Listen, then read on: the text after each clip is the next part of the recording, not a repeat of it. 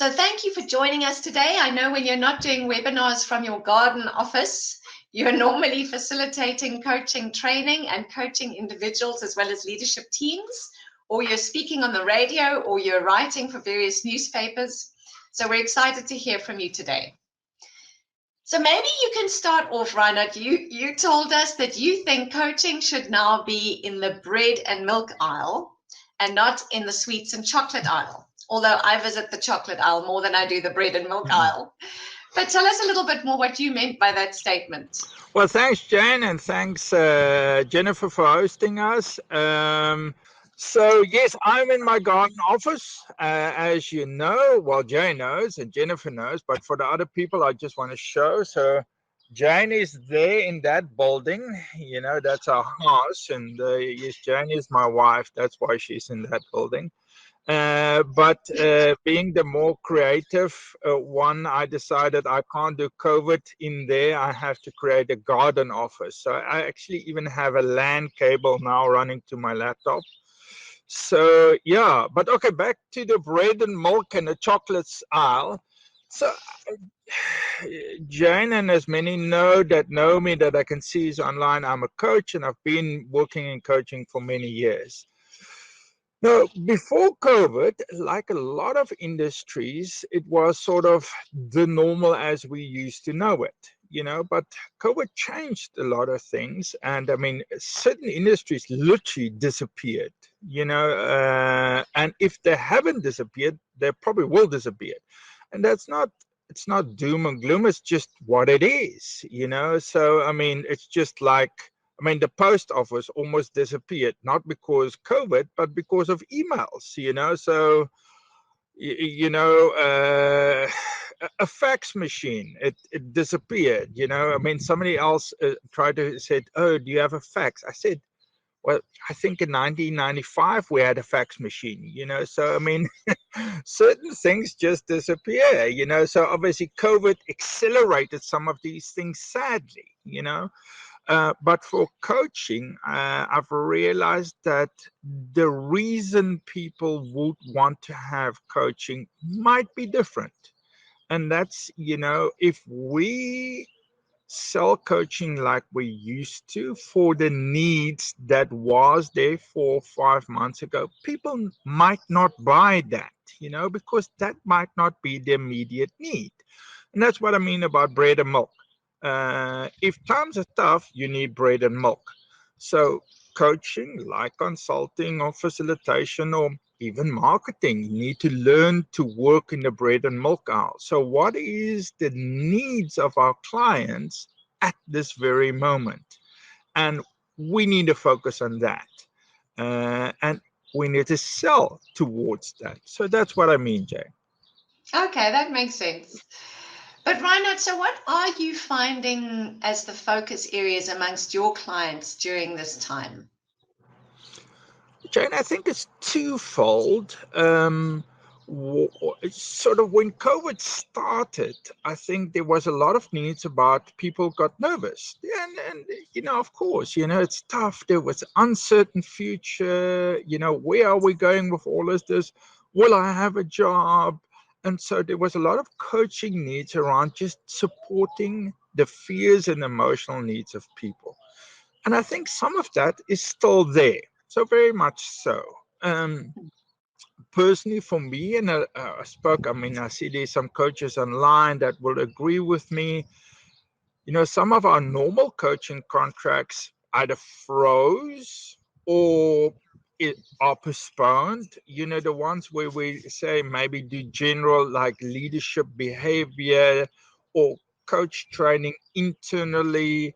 A lot of those things, people were a little bit, hey, what's going to happen to our budgets? Can we move that on? You know, so those things might not be there right now. They could be for now in the chocolates and sweets aisle. You know, so where the bread and milk coaching is supporting your client with the uncertain future, helping leaders to help their teams. So I think that's still there, you know, and the emotional support. But a new thing that I think is really relevant is for a lot of companies, the direction and the change that needs to happen. So and Jane, you sat with me in some of these meetings. For some companies, their market will change. For some companies, their product will change. For some companies, the way they deliver something will change. Their internal structure might change. So there's a lot of new changes that's going to happen. And what we started to say is, and I come from a creative background that, when I wrote my master's degree, 12, 13 years ago, I looked about how innovation and coaching can work together. And more recently, and we'll speak about that a little bit more now, sort of 10 years ago, Stanford University designed a concept called design thinking. And it's a wonderful concept, helping companies or people to work out a process, an innovative process, but in a human, I want to almost say a humanistic way, in a people-centered way to get to a new alternative. And then I thought, well, let's use that design thinking part. We merge that into what I know as a coach. And so I'm not a design thinking facilitator. And if we go through the model now, and I'll talk through the design thinking model, people might say, hey, Reinhard, but I've been on a design thinking course, and isn't that? And that's not, I don't want to say, listen, we are now the new design thinking facilitators. There are people who do that, and they do it brilliantly. To me, if I look at coaching, and maybe Jen, if you can bring the slide on the definition of coaching, coaching is a process where it is client focused towards either, so a client has maybe a problem, they have a skill that they need to develop, or there's an opportunity, so there's a problem they need to solve, there's something that they need to develop, like a skill or behavior change, or there's an opportunity. So, but it needs to be done from the client's perspective. So coaching is a process where the coach facilitates the learning of the client towards that objective. But the coach does that by asking the client to engage with his or her knowledge, resources, or experience. So it's client-centered. Design thinking is also client-centered. And so what we did is we said, let's use coaching, have a lot of different models. People have clear models, grow models, and there's tools, and people who are aware of coaching now, there's the NLP way, there's team coaching, there is holistic coaching. But to me, there's a certain basic framework of coaching, what I would call the chassis, the wheels, the steering wheel, and that's sort of the things we know. I think the process is adult learning based, and then the skills of a coach needs to have is, active listening, questioning, that sort of rapport building, goal orientation. Those are the skills that's important. That's the chassis. The fancy tools are the add-ons. That's the airbags. It's a 4x4 gearbox, and it's then purpose designed. And so what I did with design thinking, I said, okay, well, we're going over the 4x4 track now. It's a little bit rough. We need to bring in a 4x4 gearbox and raise the suspension. And that's the design thinking model. It's just bringing that in. So, yeah, that was the idea behind that. I love what you're saying, Reinhard, and that it's not changing coaching or changing design thinking, but it's taking that 4x4 gearbox to be able to raise the suspension in this rocky time. So I hear even the hardy-dars above, I think it's a rocky time in your garden office. They do. So Reinhard, as you say, I've been with you in some of these sessions, and I've been amazed to see people who start off very stuck and start off almost frozen in their concern about how they're going to change or need to change, and will they still be able to add value? What will that look like? And seeing them transform through this process, whereby at the end of the session with you, they've got ideas, they've got a way forward, things make sense, and they themselves have less anxiety and they're more confident to go forward. But from your perspective, what has your experience been with your clients so far in applying this model through, in your coaching sessions?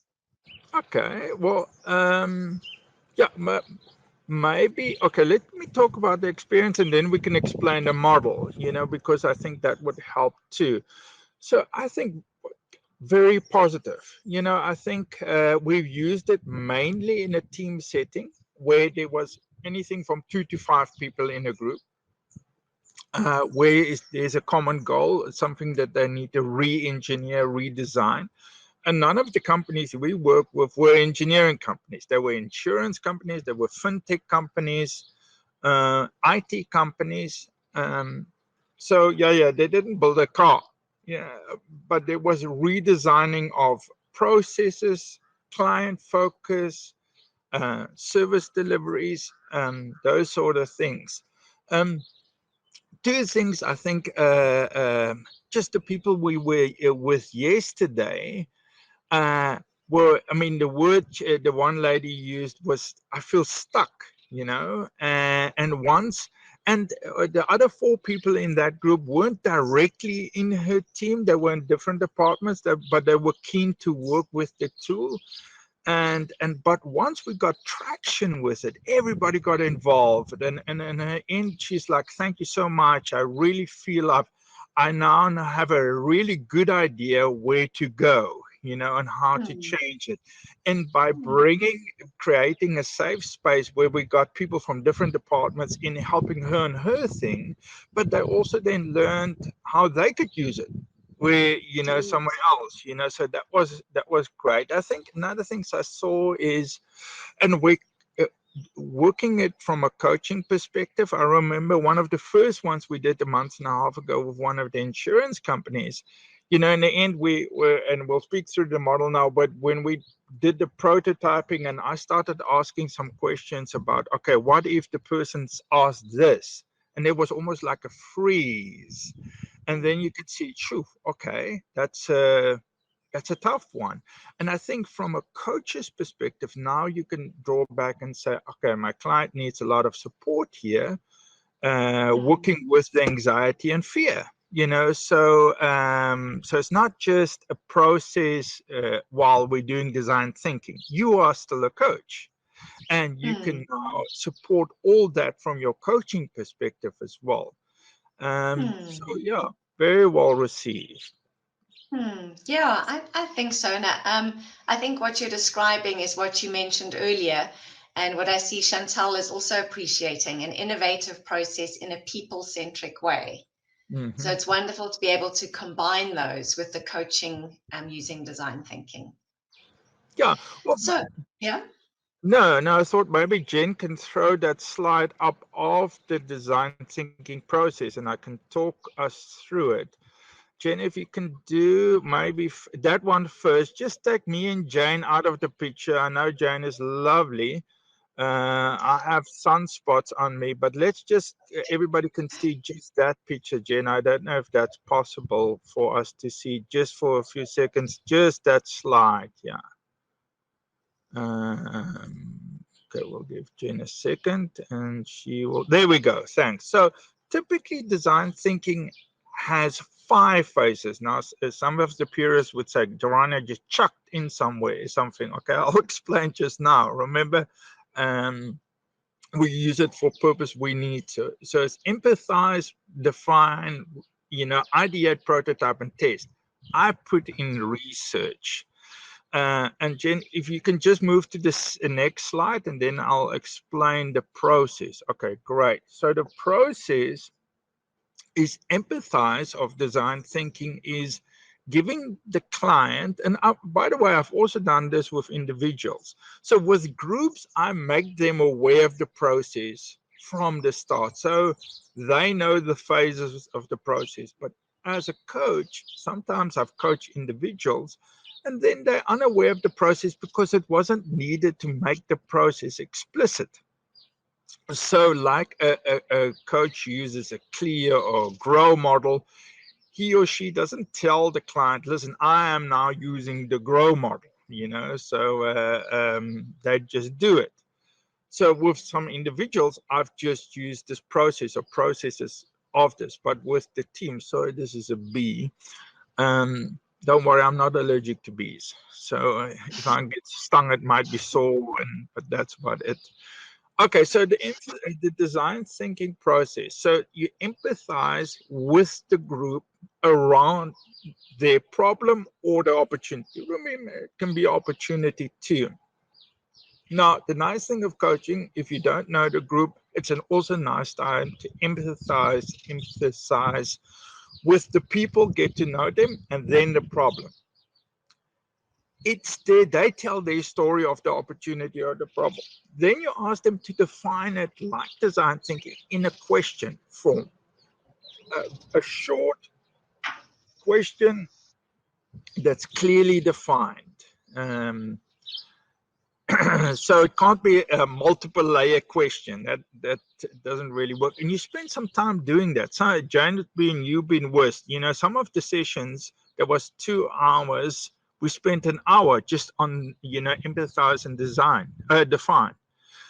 Then what I did, I put in research, because what I realized is when people emphasize and tell the story the first time, and you go now define and go to ideate, traditionally in a design thinking model, they miss some of it. So I put in research, and I said, and Jane, you did this wonderfully, where Jane used a Microsoft whiteboard, and I know different people have different tools, but we do all this online. So Jane, you're the technical person, and so in the research, they tell us that's the Google section. They put on everything on the whiteboard. So Jane sticks on sticky notes, and we see the whiteboard.